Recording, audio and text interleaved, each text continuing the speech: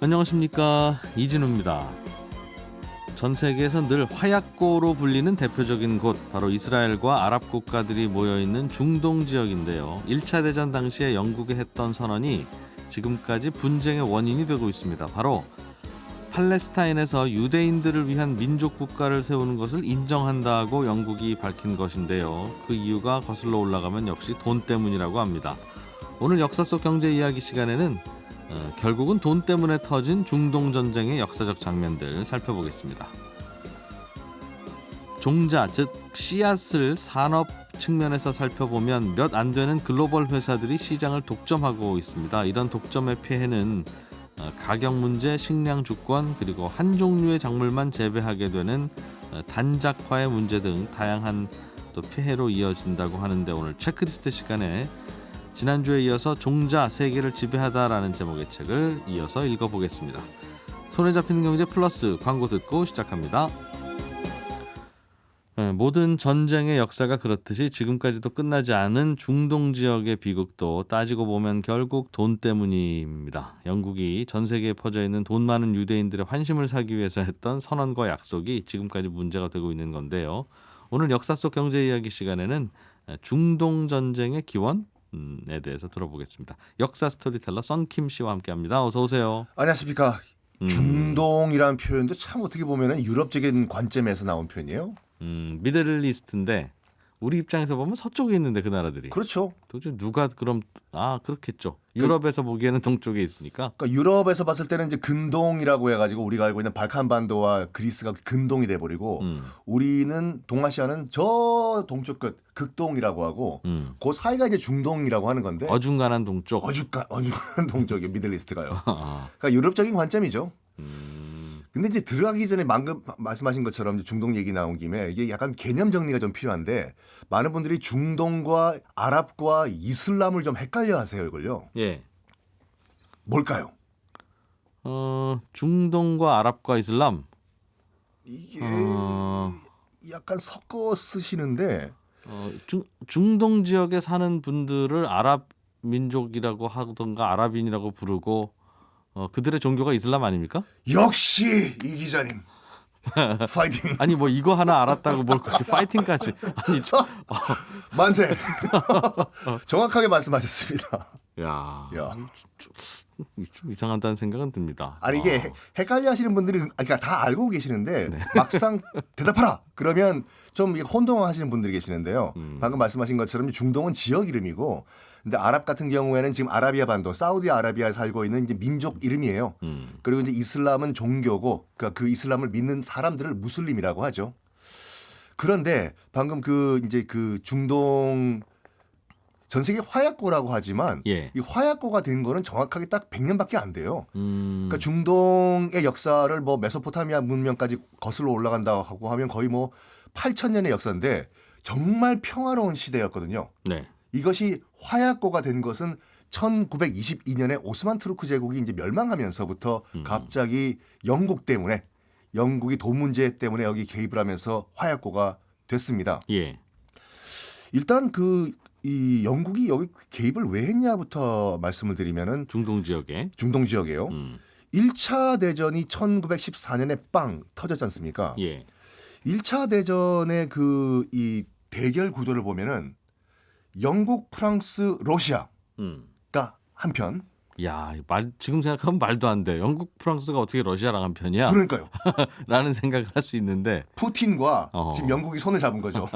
하여튼 그렇게 한 편. 영국, 프랑스, 그다음 러시아가 한 편. 예. 그리고 독일, 오스트리아, 오스만 투르크. 그렇게 또 한 편. 이렇게 한 편. 네. 이렇게 3대 3으로 격돌을 하는 상황이었거든요. 그런데 아시다시피 이제 1차 대전이 터진 다음에 독일군을 만만하게 본 거예요. 영국과 프랑스가. 그래서 이 서부 전선이라는 게 형성되면서 교착전에 빠지게 돼요. 예. 그러니까 1차 대전이라고 하면 생각나는 영화 혹시 있으세요?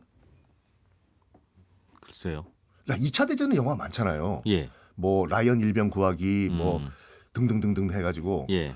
덩케르트도 그렇고. 예. 1차 대전 이 영화가 기껏 생각나는 게 1917 정도? 감독 입장에서 보면 그냥 2차 대전으로 영화화해도 어차피 비슷한 배경이니까. 근데 예. 1차 대전은 솔직히 말해가지고 사람은 더 죽었어요. 2차 대전보다. 그렇지만 영화 감독 입장에서 봤을 때는 이게 영화로 할 수 없는 게 당시 소재가 없어요. 고증도 애매하고. 고증도 애매하고. 예. 그러니까 4년 동안 그 서부전선이라고 여기서 이틀 동안 총 쏘고 3m 전진하고 또 일주일 동안 총 쏘고 5m 후퇴하고 이걸 4년 동안 하다 보니까 영화로 만들 게 없는 거예요. 이게요. 예. 근데 그만큼 참 지루한 전쟁이었는데 이 영국과 프랑스 입장에서 봤을 때는 이거 서부전선을 깰 뭐 방법이 없을까 하다가 러시아도 한편이잖아요. 네. 어이 러시아 우리 거기 있지 말고 좀 우리 좀 도와달라고 건너와 좀 서부전선 건너가지고. 예. 근데 건너갈 방법이 없는 거예요 러시아가. 독일을 넘어가야 되니까. 예. 야 도와주고 싶은데 우리가 서부전선까지 갈 길이 없다고. 있잖아 저기 흑해를 통해 가지고 네. 지금의 튀르키예 이스탄불 지나가지고 지중해로 빠져나와가지고 이 남부 프랑스 쪽으로 치고 올라와 주면 되잖아. 그런 방법이 있었구나. 혹시 지금 이 운전하시는 분들만 빼고 지도를 펼쳐보시면은 예. 그 루트가 나오거든요. 그런데 잠깐 독일 오스트리아와 어디가 한편이라고 그랬죠? 오스만 트루크 지금의 튀르키예. 그러니까요. 거기가 한편인데 네. 러시아가 튀르키예를 거쳐서 지중해로 와서 하는 거는 괜찮아요? 거기는 튀르키예는 어서 오십시오, 안녕히 가십시오 이렇게 합니까? 일로 가십시오. 통행료 톨게이트입니다. 아니 근데 이 전투력 차원에서 봤을 때는 네. 약간 튀르키예가 좀 만만했던 거예요. 튀르키예는 그냥 비켜 하고 오면 되지 않느냐? 지나가십시오, 러시아님. 라고 할 줄 알았던 거예요. 네. 알았다 그러면 좀 약간 만만한 지금 오스만 투르크 지금은 튀르키예죠. 네. 가 지금 지배하고 있는 이 흑해를 통해 가지고 네. 우리가 러시아가 지중해를 나가 가지고 너희 남부 프랑스로 치고 올라와 주겠다. 오케이. 해 가지고 통과를 하려고 해요. 방금 말씀하신 것처럼 튀르키예가 어서 오십시오. 지나가십시오. 안 했겠지요. 네. 이렇게 얘기해요. 그 영국이 어이 러시아 우리가 지금 튀르키예를 좀 막아줄 테니까 너희가 좀 쉽게 내려와 얘기를 해요. 네. 그래서 영국이 함대를 보내줍니다. 아하. 예. 영국도 튀르키예를 좀 만만하게 본 거예요. 그러니까 위에서 내려오는 러시아와 밑에서 올라오는 영국이 약간 협공을 하면은 튀르키예 정도는 뭐 쉽게 꺾을 수 있을 것이라고 생각을 했는데 보스포러스 해협이라고 혹시 지금 운전하시는 분 빼고 보시면은 가끔 썬킴 선생님 그 방송 듣다 보면 네. 운전이 죄인 것 같아요. 아니 운전하시면서 지도 보시면 안 되죠.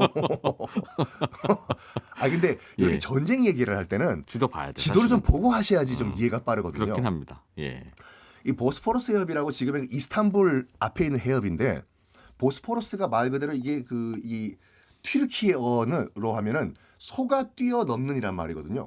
그만큼 폭이 좁아요. 네. 좁은 곳 한 1.8km 정도 한강이 2km거든요. 네. 굉장히 좁은 해협인데 여기를 빠져나오면은 이제 갈리폴리라는 지역이 나와요. 네. 갈리폴리를 통과해야지 러시아 대함대가 흑해를 지나가지고 지중해를 통과할 수 있거든요. 네. 영국이 얘기해요. 어이 러시아 함대 어찌어찌해서 보스포러스 통과해가지고 갈리폴리만 나오라고. 그럼 우리 영국이 웰컴 환영해 줄 거니까 기다리고 있을게. 나와라. 네. 오스만 투르크는 어떡하고 걱정 마 우리 영국 해군이 그냥 박살 낼 테니까 걱정 말고 나와 했는데 영국과 러시아는 몰랐어요. 당시에 오스만 투르크의 명장 무스타파 케말이라는 인물이 있었다는 걸 몰랐어요. 이 무스타파 케말이 이끄는 오스만 투르크의 육군과 해군이 거짓말 안 하고 영국 해군을 박살을 내버립니다. 당시 이제 그 영국 해군의 해군 장관이 윈스턴 처칠이거든요. 네. 그것 때문에 쫓겨나요. 근데 굉장히 격전을 벌이는데 어느 정도 격전을 벌이려냐면 오스만 투르크 군은 어차피 우리가 싸우다가 죽든 아니면 우리가 이기든 여기서 우리 죽는다. 돌격하라! 그러면서 돌격 구호가 알라신이었대요. 알라! 근데 영국군은 돌진하면서 뭐라고 했냐면 요즘 약간 논란이 되고 있는 새 삐입 있잖아요. 그게 뭡니까? 네? 욕설. 예. 네. 영어로는 이걸 말씀드려야 되나? 이 역사적 사건이니까 한 번만 말씀드릴게요. 네. 베스터드라는 그 단어가 있거든요. 영국군은 그걸 이제 그 구호를 외치면서 돌진한 거예요. 네. 오스만은 알라! 영국군은 베스터! 네. 당시 참전했던 오스만 투르크 병사들은 그 베스터드가 영국인들이 믿는 신인 줄 알았다고 하더라고요. 본인들도 알라를 부르고 나오니까. 그러니까요. 네. 결국에는 못 나와요 이게요. 그래서 영국은 생각합니다. 이 오스만 투르크 이게 약간 뭐라고 할까 이 독일과 오스트리아의 이중된 줄 알았더니 만만치 않네. 네. 얘들을 꺾어야지 우리가 전쟁에서 승리할 수가 있다. 그러면서 어떤 판단을 하냐면 당시 이제 그 지금의 중동 지역을 다 오스만 투르크가 식민화 시킨 상태였거든요. 네. 지금의 요르단, 시리아, 레바논, 뭐 사우디아라비아 등등 팔레스타인 포함해가지고 민족이 달라요. 아까 이 기자님께서 정확하게 지적해 주신 것 같이 오스만 투르크는 튀르크족이고 예. 제가 말씀드린 아랍 지역에 있는 이 사람들은 아랍 민족이잖아요. 영국이 슬슬 접근합니다. 어이 아랍인들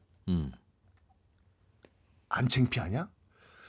너희들도 한때 이 사막을 호령했던 사람들인데 지금 튀르키예 민족 밑에서 식민 생활하는 거 안 창피하냐? 창피하지. 그러면 너희들이 내부 반란 좀 일으키라고 오스만 투르크 내부에서 그러면 나중에 전쟁 끝난 다음에 우리가 독립시켜줄게. 아랍을 우리 영국이 보장해줄게. 어디로부터의 독립이에요? 그러면? 오스만 투르크로부터. 네. 자 지금 뭐 사우디아라비아, 요르단, 팔레스타인 등등 다 오스만 투르크의 식민지였거든요. 터키 땅이었다 이거죠. 터키 땅이었어요. 그렇죠. 예. 너희들이 내부 반란만 일으켜주면 우리 영국이 확실하게 보장해줄게. 우리가 독립시켜줄게. 네. 독립시켜준다는데 당연히 그래? 그럼 우리가 뭘 하면 되는데? 오스만 투르크 내부에서 너희들이 반란 일으켜. 그거면 돼? 그래 그거면 돼. 하면서 영국에서 실질적으로 군사 고문단을 파견해줘요. 네. 여기서 영화가 하나 등장합니다. 아라비아의 로렌스 기억나시죠? 예. 아라비아의 로렌스. 보면 생뚱맞게 영국인 장교가 이 아랍 복장을 하고 사막에서 낙타 타고 달리거든요. 네. 그럼 말이구나 죄송합니다. 그게 실제로 있었던 일이거든요. 영국에서 지금 현재 사우디아라비아로 파병을 해줬던 영국군 작전 장교였어요. 로렌스가. 내부 반란 도와주기 위해서 지원 나온 영국 장교. 그랬을 수 있죠. 그렇죠. 예. 근데 영국이 참 지금부터 약간 영국이 이제 약간 나쁜 역할을 하게 되는 게 뭐냐면 아랍에 있는 각 부족들에게 다 약속을 해요. 무슨 약속을요? 그러니까 아랍은 민족이고 네. 각 집안이 있겠죠. 예. 뭐 우리도 한민족의 뭐 경주이 씨 네. 무슨 이씨세요? 저는 전주이십니다. 왕족이시네요. 그래서 항상 한숨 쉬면서 삽니다. 그런데요. 전주이 씨도 있고 저는 광산김 씨고 네. 뭐 다 있겠죠. 예. 각 집안마다 얘기를 해요. 우리가 다 너희들 독립시켜주겠다.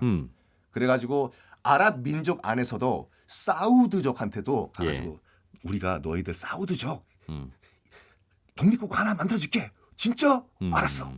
또 옆에 가요. 하심이라는 가문한테 가가지고 네. 너희들도 독립시켜줄게. 알았어. 이 하심이라는 가문은 나중에 요르단 되거든요. 네. 다 개별 약속을 하는 거예요. 문제는 뭐냐면 여기서 팔레스타인 안에 있던 아랍 민족에게도 이봐 팔레스타인의 아랍 민족 너희들도 우리 영국이 나중에 독립시켜줄게. 오스만 투르크 내부에서 너희들 반란 한번 일으켜봐. 진짜? 알았어. 해요. 그런데 영국이 계속 전쟁을 수행하다 보니까 돈이 딸리는 거예요. 전쟁 비용이요. 예. 이거 돈 나올 구멍은 없고 이거 어떡하나 하다가 영국 정부 지금 전쟁 수행하는데 돈 없죠? 우리가 돈 좀 대드릴까요? 라고 등장한 것이 로스차일드 금융 가문이에요.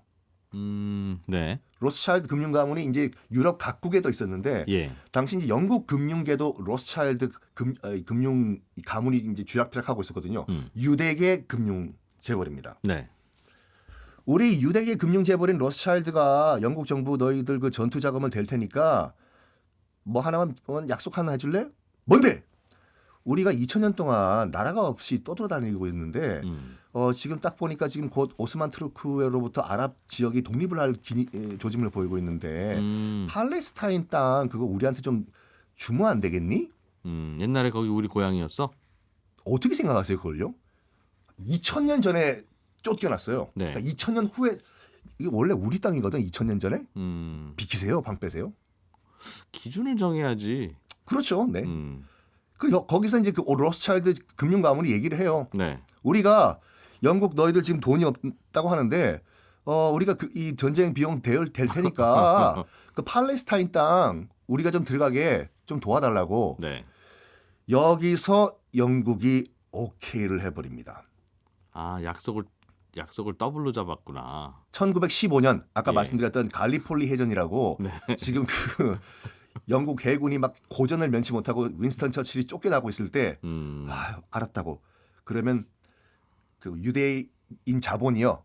돈을 주시면은 우리가 팔레스타인 땅을 예. 그쪽에 정착하도록 도와드리겠다라고 이중 약속을 해버린 거예요, 이게요.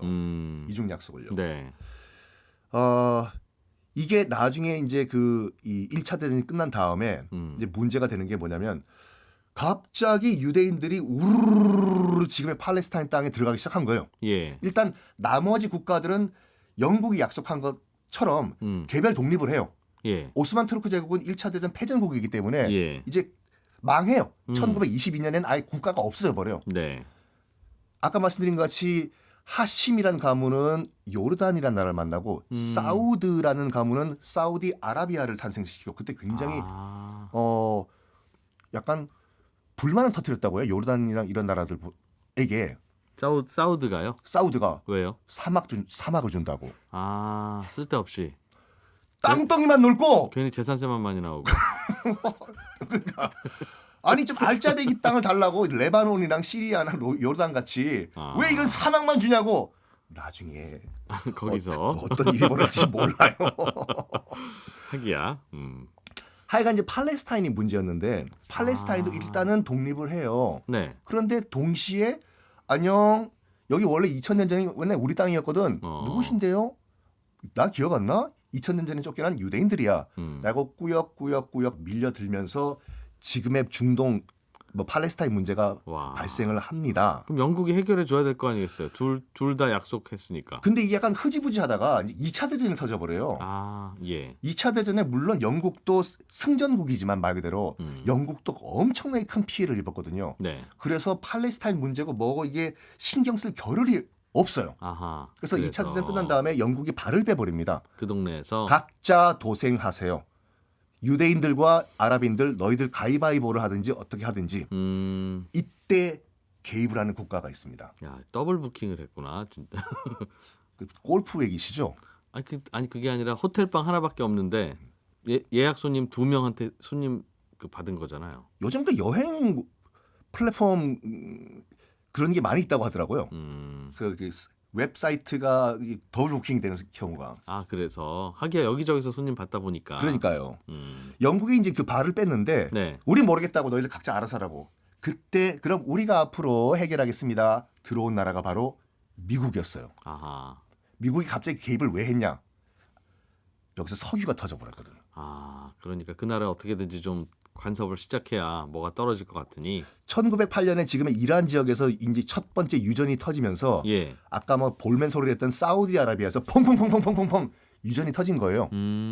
영국은 이제 아무리 그래도 힘을 못 쓰겠다 해서 빠져버렸는데 그래서 미국이 이 중동에 있는 석유 문제를 우리가 해결하기 위해서는 우리 플랫폼 발판이 필요한데 이스라엘을 우리가 미국 편으로 끌어들이자 하면서 미국이 그 문제에 개입을 합니다. 듣고 나니까 1차 세계대전 때는 영국이 차라리 졌다면 세계가 좀 편안했겠네요. 아주 편했겠죠. 그러면 여전히 다 그 동네는 다 터키 땅이고 뭐 아랍이고 이스라엘이고 없었을 테니까. 그렇죠. 아직까지 오스만 투르크였죠. 네. 맞습니다. 역사 스토리텔러 썬킴 씨와 함께 중동이 전쟁을 시작했던 기원에 대해서 배웠고요. 1부 여기서 마무리하고 저희는 2부 순서로 바로 이어가 보겠습니다. 우리 밥상에 오르는 곡물, 채소, 과일 이런 것들은 물론 우리 땅에서 농사를 짓는 것도 많지만 우리 땅에서 씨 뿌려서 수확한 곡물 또는 과일이라도 종자는 미국의 어느 다른 회사의 종자라는 이야기를 가끔 듣습니다. 뭐 수입품이 하나둘이 아니니까 뭐 그럴 수도 있지 않겠나 싶긴 하지만 또 우리가 먹는 거에 종자까지 수입해 온다니까 좀 기분이 좀 다르기도 하죠. 오늘 체크리스트 시간에는 지난주에 이어서 종자 세계를 지배하다라는 제목의 책을 함께 읽어보겠습니다. 김치형 경제뉴스 큐레이터 어서 오십시오. 네, 안녕하세요. 예, 종자 이야기의 두 번째 네. 시간이네요. 지난번에 책 읽다 말았으니까 나머지. 그렇습니다. 지난주 이제 제가 세계를 지배하고 있는 글로벌 종자 기업들하고 예. 뭐 단작화의 문제점 조금 더 말씀드려보겠다라고 예고는 해드렸는데요. 단작화? 예, 그러니까 단작화가 뭐예요? 품종이 굉장히 많은데 저희가 뭐 콩이라 그래서 콩이 딱 한 품종만 있는 게 아니고 우리나라에도 콩과 관련된 품종이 뭐 4,000개 이상 있다라고 하거든요. 4,000개나 있어요. 네네네. 뭐 어이구. 미국에 보관돼 있는 품종은 뭐 10,000개가 넘는 몇만 개 이렇게 보관돼 있는데 우리 눈에는 다 콩이지만. 예. 근데 이제 이 중에서도 작물로 재배하는 품종은 한두 개나 뭐 세네 개 뭐 이렇게 줄어듭니다. 왜냐하면 수확량이 많거나 병충해에 강한 것들을 우리가 계속 농민들이 재배를 하기 때문에 예. 근데 종자 기업들이 일부러 더 개량을 해서 그런 종자를 더 보급을 하고 있죠. 그러다 보면 아예 재배를 안 하는 종들이 생기고 그런 것들이 사라지는 것 이걸 이제 단작화 어떻게 보면 대량 생산 뭐 이렇게 보시면 될 것 같습니다. 책을 함께 읽고 소개해 주실 만한 분은 전국에 수백 명, 수천 명이 되지만 저희가 계속 김치영 기자님하고 하는 이유는 단작화죠. 대체 불가. 제일 좋으니까. 뭐. 시장이 그렇다 뭐 이렇게 그렇다. 얘기할 수는 있는데 네. 그러니까 그 문제점 뭐 이런 것들을 오늘 좀 소개를 드리려고 하는데요. 음. 일단 기업들 얘기를 좀 하겠습니다. 혹시 이진우 기자께서는 세계적인 종자 기업 중에 아시는 데가 있나요? 몬산토. 그렇죠. 몬산토가 이제 제일 유명합니다. 미국 기업이고요. 연간 매출이 2019년 기준으로 109억 달러, 우리 돈으로 한 15조 원, 환율이 좀 올랐으니까요. 이 정도 되거든요. 근데 다만 이제 몬산토가 세계 1위다라는 얘기는 맞긴 한데 네. 약간 틀리기도 합니다. 왜냐하면 몬산토라는 회사를 독일 기업인 바이엘이 2018년도에 인수하거든요. 바이엘이 글로벌 종자 기업 순위로 5위였던 회사인데 이 몬산토 1위인 회사를 인수하면서 네. 이제 사실상 1위 기업으로 올라선 것이죠. 근데 합병은 안 하고 두 회사를 이제 나눠서 경영을 지금 하고 있습니다. 그래서 사실상 소유는 바이엘이 하고 있으니. 네. 그래서 이제 세계 최대 종자 기업은 바이엘이다 이렇게 얘기를 하는 게 맞을 것 같고요. 네. 이 당시에 뉴스가 굉장히 크게 나왔었습니다. 바이엘은 화학 기업이자 농약과 종자 기업이고 또 제약 기업이거든요.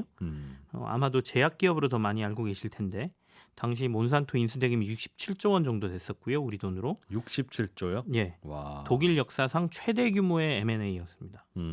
워낙 큰 기업에 대한 인수였기 때문에 유럽 내에서도 독과점 이슈가 좀 제기가 됐었어요. 그래서 예. 유럽 경쟁 당국이 독과점 심사를 굉장히 강하게 했었고 이 당시에 바이엘이 일부 자산을 독일의 화학 기업인 바스프에게 매각하고서야 몬산토 인수가 가능해진 뭐 그런 상황이고요. 네. 2위 기업은 듀폰입니다. 이 회사도 미국 회사죠. 듀폰이라는 회사 밑에 코르테바 아그리사이언스라는 회사가 네. 있습니다. 이 회사가 이제 종자 기업이거든요. 농업과학이라는 의미겠나요? 예, 우리나라로 치면 그렇죠. 에그리사이언스. 네. 예. 그래서 81억 달러의 매출을 올리는 우리 돈으로 11조 원 정도의 연간 매출을 올리는 회사. 그리고 다음이 중국의 신젠타. 캠차이나라는 화학의 자회사입니다. 그래서 여기서부터는 매출이 좀 규모가 뚝 떨어지는데 연간 매출이 한 4조 원 넘기는 정도로 떨어지긴 하는데 다만 중국 기업들이 최근에 치고 올라오는 속도가 좀 무섭습니다. 8위에도 중국 기업이 하나 있고요. 그래서 지금 현재 세계의 종자 회사들은 세계적인 종자 회사들은 상위 4개사가 시장의 75%의 시장을 점유하고 있는 과점 체계의 시장이다. 이렇게 이해를 하시면 됩니다. 바이엘, 몬산토, 듀폰, 뭐 신젠타 이런 신젠타. 회사죠. 그렇군요. 그런데 뭐 어느 업종이든지 네, 휴대폰은 삼성, 애플 그렇습니다. 이 과점이고 네. 뭐 어디든 비슷하지 않습니까? 종자 기업도 그래서 뭐 한 회사가 다 갖고 있으면 좀 눈치 좀 봐야 되는데 네네. 서너 개 회사가 과점하고 있다고 하면 뭐 굉장히 일반적인 거 아니에요? 시비 걸 일 없지 않나요? 그렇긴 합니다. 그러니까 예. 뭐 모두 그렇긴 한데요. 근데 농산물의 특성 때문에 조금 저희가 눈여겨봐야 될 부분이 있습니다. 그러니까 일반 제조업체들은 대량으로 물건을 찍어내기 시작하면 제품의 경쟁력이 좀 올라가죠. 그러니까 무슨 얘기냐면 제품 단가는 하락하고요.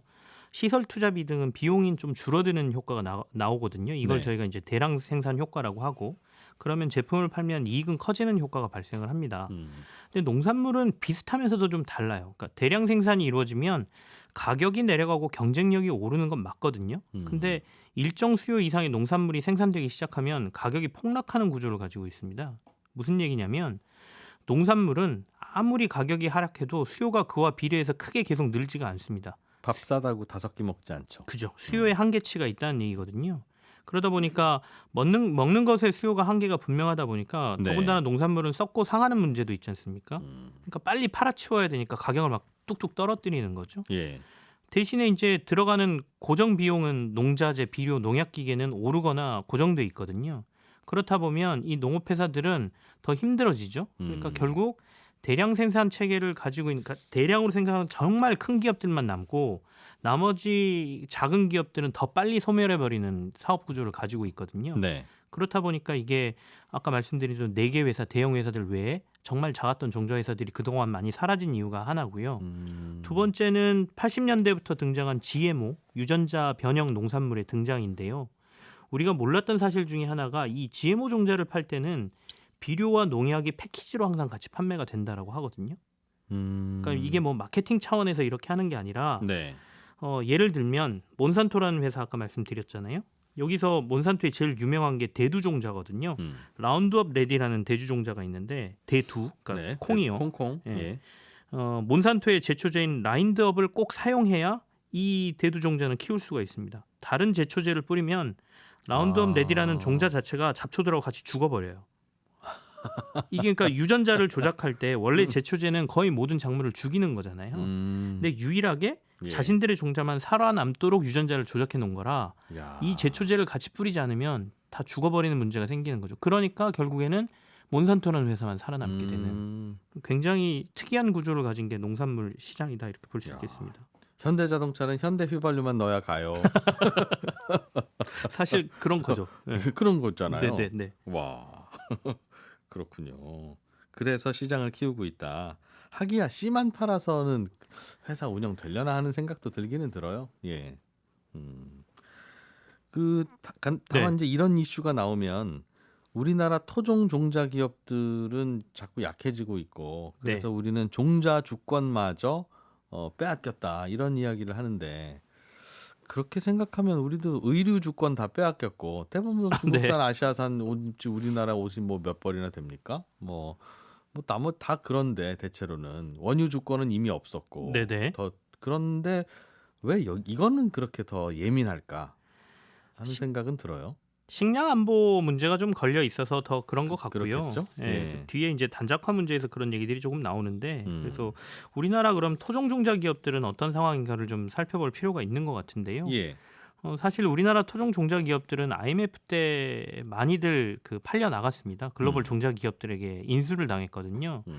일단 상황이 좀 그랬고요. IMF 때 뭐 종자 기업 외에도 좋은 기업들은 다 팔려 나갔지 않습니까? 예. 그래서 청원종묘라는 회사가 97년도에 일본의 시카타라는 회사에 팔렸고요. 네. 서울종묘는 97년도에 노바티스로 팔린 이후 2001년도에 신젠타로 지금은 중국 캠차이나 밑으로 가 있고요. 홍농종묘, 중앙종묘라는 회사는 98년도에 세미니스로 M&A 됐다가 이후에 몬산토로 인수가 된 상황이죠. 그럼 우리나라 종묘 회사, 종자 회사는 없습니까 이제? 다행히 10년 전쯤부터 우리나라에도 이 종자 산업에 대한 각성이 좀 있었거든요. 그러면서 조금 변화가 있었는데 2012년도에 동부팜 한농이 몬산토 코리아를 다시 재인수합니다. 아까 홍농종묘, 중앙종묘가 몬산토로 넘어갔다 그랬잖아요. 결국에는. 네. 예. 이걸 2012년도에 다시 찾아오죠. 돈을 들여서 찾아옵니다. 그래서 15년 만에 동부팜 한농이 이 홍농종묘, 중앙종묘의 자산을 가져온 셈이 되고요. 그래서 그 당시에 삼복굴 수박, 불암배추 뭐 이런 것들 네. 한국의 대표 품종들이 15년 만에 우리 기업으로 돌아왔다. 뭐 이런 뉴스들이 좀 나왔습니다. 그럼 우리나라 종자 기업은 동부팜 한농 대표적인 게 이 회사는 다시 2016년도에 LG화학이 사들이면서 지금은 그래요. LG 밑에 있는 팜 한농으로 이름이 바뀌어 있고요. 종자 사업과 비료 농약 제조 사업을 지금 같이 하고 있고. 그 봐요. 여기도 같이 팔잖아요. 근데 이건 연관이 좀 있습니다. 화학 기업들이 하는 이유가 있긴 한데요. 어쨌든 이 회사가 이제 대표적인 회사 중에 하나고 실제로 우리나라에서 가장 시장을 많이 점유한 그 종자 회사는 농우바이오라는 회사예요. 이 회사는 예. 상장도 돼 있고요. 81년도에 농우종묘사로 시작을 했고 2014년도에 농협경제지주로 인수가 되면서 우리나라 시장의 가장 큰 뭐 점유율을 차지하고 있는 농협의 회사다. 자회사로 들어갔군요. 그렇습니다. 예. 농업경제지주라는 회사도 있습니까? 농협? 농협이 크게 두 개의 사업 회사를 가지고 있거든요. 예. 그러니까 농협경제지주라는 회사가 있고 음. 농업금융지주가 있습니다. 금융지주는 뭐 다들 아시죠? 예. 농업경제지주에는 방금 말씀드린 종자회사도 있고요. 유통회사 하나로마트 이런 데들이 농협경제지주 밑에 있는 회사고 그 외에 사료, 남해화학 뭐 이런 회사들, 뭐 모구촌, 양곡사업하는 회사들 이렇게 한 15개의 자회사를 가지고 있는 게 농협경제지주 회사다 이렇게 알고 계시면 되죠. 그 농사에 필요한 여러 가지 회사들을 농협이 거느리고 있군요. 그렇습니다. 농협은행 말고 금융사업 말고라도. 네네. 알겠습니다. 이 종자과 관련해서는 아까도 제가 잠깐 질문을 드렸습니다만 그냥 보통 상품의 무역의 문제가 아니라 네네. 이거는 민족 자주의 문제, 자존의 문제다. 뭐 네네. 이런 식으로까지 감정이 좀 번져가는 영역인 것 같기는 한데 그럴 만한 스토리가 좀 있었나 보죠. 우리가 이제 종자에 대한 인식이 좀 부족할 때 이른바 그 해외 여러국들이 종자 사냥에 좀 나선 사례들이 있습니다. 이걸 이제 우리가 미국 종자 사냥 뭐 이렇게도 얘기를 하는데요. 실제로 미국 농무부가 운영하는 대두 유전자 보존소에 가면 콩 종자 2만여 종이 보관돼 있다고 하거든요. 대두 사업이 미국에서 굉장히 큰 그 사업 규모를 자랑을 합니다. 이 중에 미국에서 재배되는 대두의 90%는 여기에 보관된 2만 종 중에 35가지 조상 품종을 접붙이고 해가지고 만들어낸 것이거든요. 이 35가지 조상 품종의 6종이 한국에서 온 것입니다. 그리고 이 유전자 보존소에 한국 토종콩이 무려 4천여 종 지금 종자가 보관돼 있다라고 하거든요. 예. 심지어 1980년대에도 토종콩 종자가 미국으로 건너갔다는 얘기도 있고요. 네. 더 과거로 가보면 1906년도에서 1917년도에 미국의 프랭크 메이어라는 여행가가 미국 농무부의 의뢰를 받고 조선, 중국, 러시아에서 다양한 식물 채집을 해갔고요. 1929년에서 32년 사이에는 도셋과 모스라는 콩 원정대를 이끄는 사람들이 한국을 다녀가기도 했습니다. 이때 만주와 한반도에서 재생콩, 뭐 야생콩 종자를 대량 수집해 갔다라고 합니다. 우리나라가 그때는 한 콩 했나 봐요.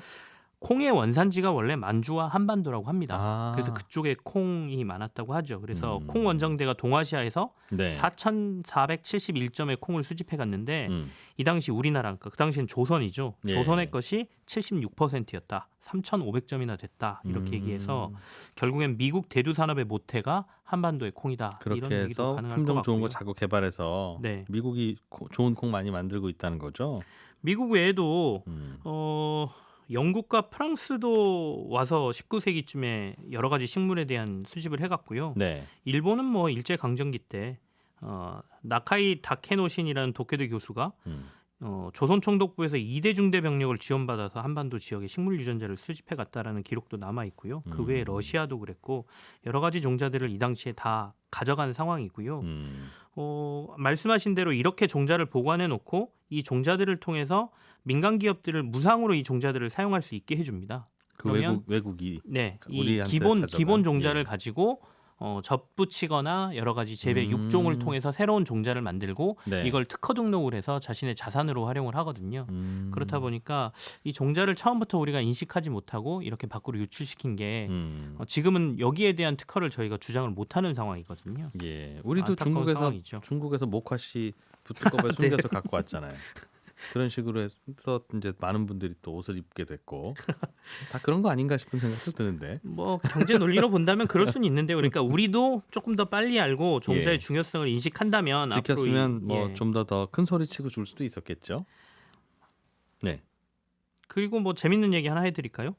그 예. 대표적인 우리나라 종자 중에 건너가서 네. 지금 안타까워하는 종자 중에 하나가 구상나무입니다. 구상나무. 구상나무. 예, 구상나무가 크리스마스 트리로 사용되는 나무거든요. 아, 그 뾰족뾰족한 예. 그런 게 그 이름이 구상나무예요. 예, 이게 우리나라 종인데요. 영국 식물학자인 어니스트 헨리 윌슨이 이거를 그 제주에서 한라산의 구상나무 종자를 채취해간 이후에 1920년도에 이게 전 세계에 없는 새로운 종이라는 걸 등록을 해버리거든요. 그래서 이 아하. 구상나무가 영국의 자산이 돼버린 거죠.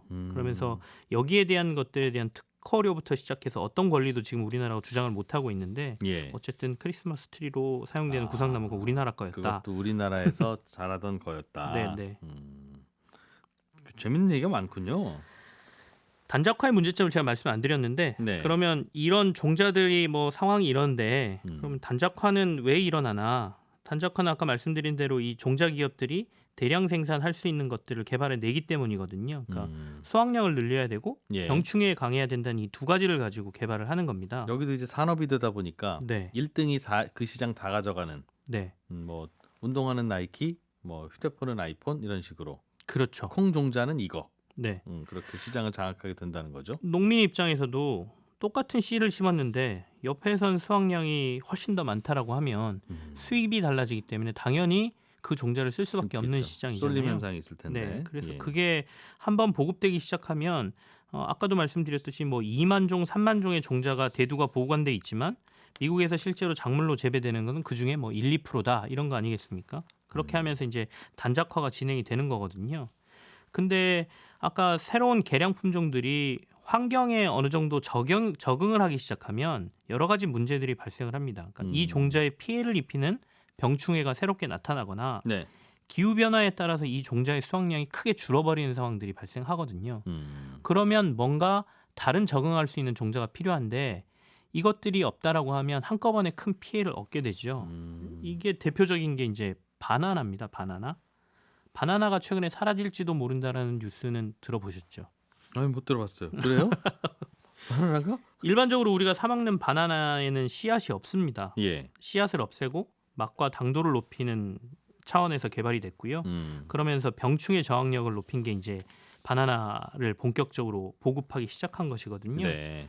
씨앗이 없다 보니까 꺾꽂이로 번식한 바나나 나무 사실상 그러니까 유전적으로 거의 동일한 것들만 재배가 되고 있어서 예. 이게 갑자기 변종 파나마병이라는 게 유행이 되면서 지금 현재 전 세계의 바나나가 씨가 말라가고 있다라는 얘기가 지금 나오고 있는 것이죠. 네. 그래서 이런 문제들이 비단 바나나뿐만이 아니라 다른 작물들로 다 옮겨갈 수 있다는 점에서 굉장히 큰 피해를 볼 수 있다라는 거고요. 작물들마다 종자가 하나로 몰리는 바람에 네. 자칫하면 병충해 같은 거 돌면 아예 그게 사라져 버릴 수 있다. 네. 그게 제일 단점인 것 같다. 그리고 농사를 하게 되면 예. 단작화를 하려면 대형으로 해야 되지 않습니까? 네. 그러니까 기계를 사용하고 비료와 농약 사용이 늘게 되는데 이렇게 되다 보면 결국에는 그 오염의 문제가 더 발생한다는 것이죠. 예. 그래서 바이오 연료용 옥수수 재배 등도 요즘 굉장히 대형으로 늘고 있는데 미국의 퍼듀 대학 연구에 따르면 이 옥수수 단작 재배가 콩을 돌려짓기 할 때보다 질소와 살균제를 더 많이 투입하고 있다라는 뭐 여러 가지 조사도 있는데 그렇군요. 뭐 탄소 배출의 주범도 되고 환경 오염도 더 낳고 야. 있다 이런 얘기가 되겠습니다. 농민들 입장에서 보면 하나로만 하는 게 참 좋은데 네. 단점도 좀 있고. 김치영 경제뉴스 큐레이터였습니다. 고맙습니다. 네, 감사합니다. 네, 저도 먼저 갔다가 내일 아침 8시 30분에 다시 인사드리러 오겠습니다. 이진우였습니다. 고맙습니다.